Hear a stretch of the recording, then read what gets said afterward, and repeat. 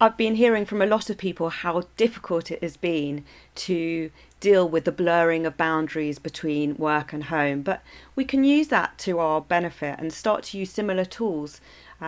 We've been talking about the daily temperature reading.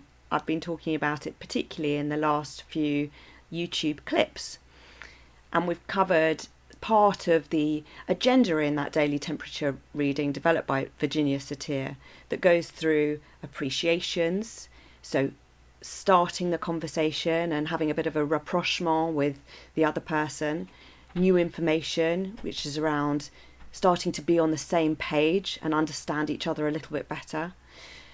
In this session, I'm going to look at puzzles.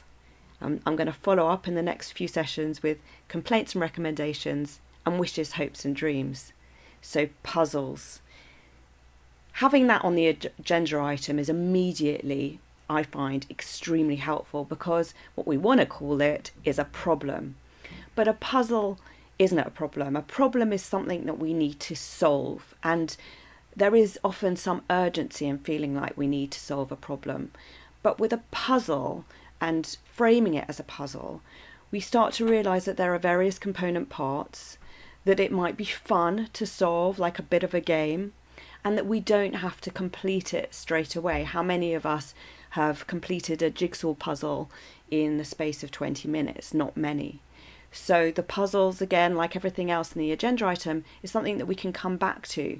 They can continue to be puzzles, something we're thinking about creatively, as opposed to problems with all the heaviness that brings with. Practice framing your problems as puzzles and allow the other person to then explore them with you.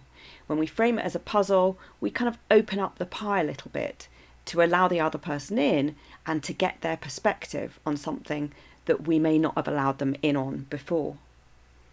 Good luck!